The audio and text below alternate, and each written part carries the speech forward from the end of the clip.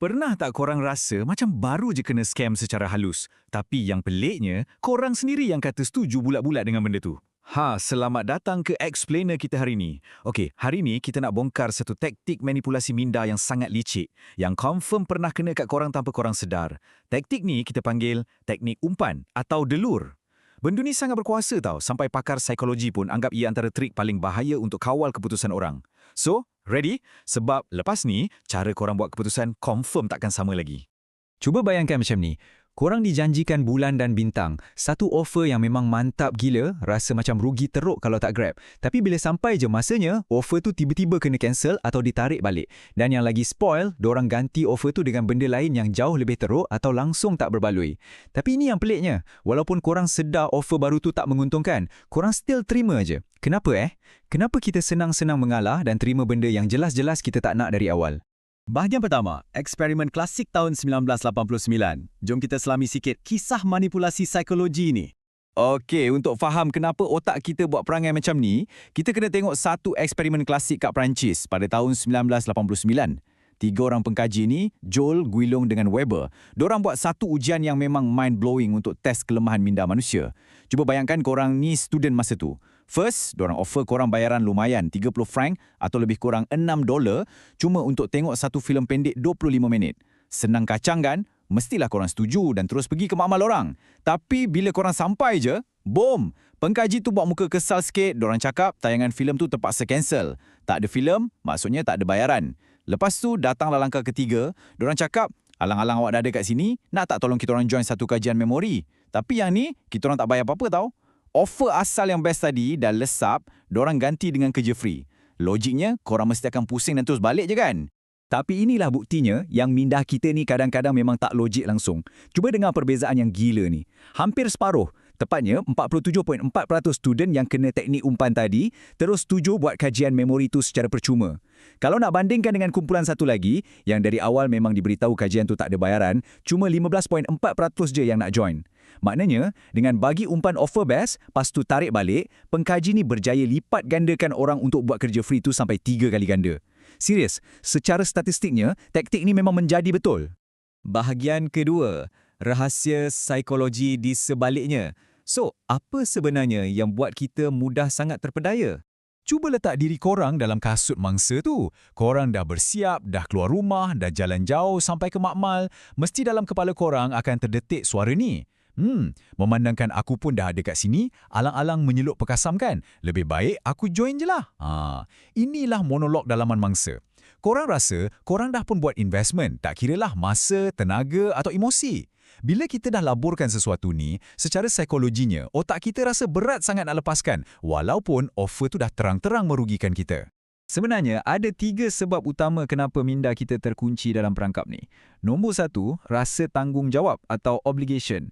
Bila kita dah cakap okey masa mula-mula tu, kita rasa macam dah terikat untuk teruskan walaupun dorang dah tukar syarat. Kedua, konsep kos terhangus atau sunk cost.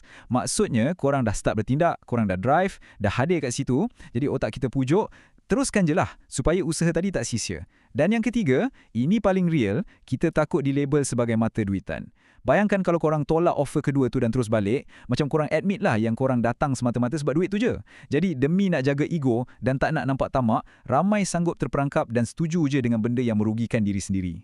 Bahagian ketiga, 3 ancaman dunia sebenar. Jom kita tengok macam mana taktik ni berlaku depan mata kita dalam politik, rutin harian dan juga dunia cyber. Kita tengok dari sudut politik dulu. Sebagai pemerhati neutral, kita memang selalu nampak pattern macam ni. Bayangkan satu majlis kempen menjanjikan bantuan keuangan tunai untuk siapa yang datang. Orang ramai punyalah excited, bersusah payah datang. Tapi bila dah kumpul ramai-ramai, tiba-tiba ada announcement dari penganjur. Minta maaf semua, bantuan terpaksa cancel sebab masalah teknikal. Tapi, memandangkan tuan-tuan dan puan-puan dah ada kat sini, jom kita teruskan dengan sesi taklimat biasa. Kenapa orang still duduk dan dengar?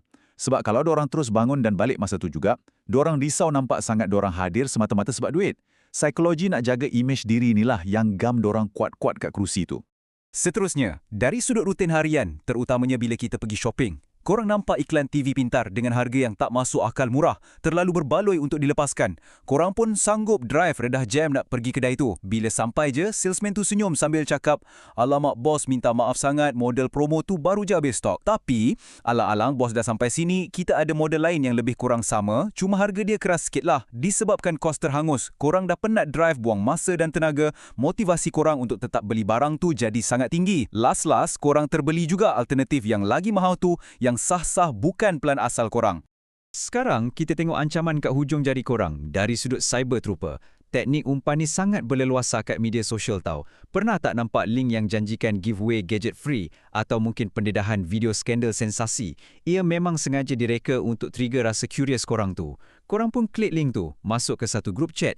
Tiba-tiba mesej keluar, kandungan telah dipadam atau peraduan dah tamat. Tapi sebaliknya, grup tu penuh dengan posting propaganda parti politik. Korang rasa tertipu kan? Tapi hakikatnya, majoriti pengguna takkan terus left grup tu. Dorang akan stay dan terbaca juga benda-benda tu sebab dorang dah pun buat komitmen awal dengan klik masuk grup tersebut. Komitmen itulah yang dorang manipulasi. Bahagian keempat, kesimpulan dan tindakan.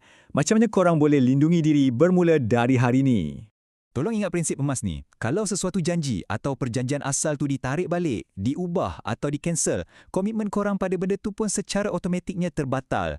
Korang tak berhutang apa-apa pun dengan dorang. Jangan bagi peluang langsung kat rasa segan, rasa takut dilabel tamak atau alasan alang-alang dah sampai untuk rampas hak korang buat keputusan rasional. Korang kena bagi keizinan kat diri sendiri untuk cakap tak nak dan terus beredar. Ingat, korang ada kuasa mutlak ke atas masa dan poket korang sendiri. Persoalannya sekarang, lepas korang dah tahu rahsia psikologi gelap ni, adakah korang berani untuk bangun dan tinggalkan deal tu bila umpan ditarik balik lepas ni? Atau korang masih akan tunduk dengan bisikan alang-alang tu? Tepuk dada, tanya selera. Kalau explainer hari ini buka mata korang dan bagi nilai yang mantap, pastikan korang tekan butang like, subscribe channel kita orang dan share kupasan ni kat family dan kawan-kawan supaya dorang pun tak mudah dimanipulasi. Kekal bijak, kekal waspada dan kita jumpa dalam explainer yang seterusnya.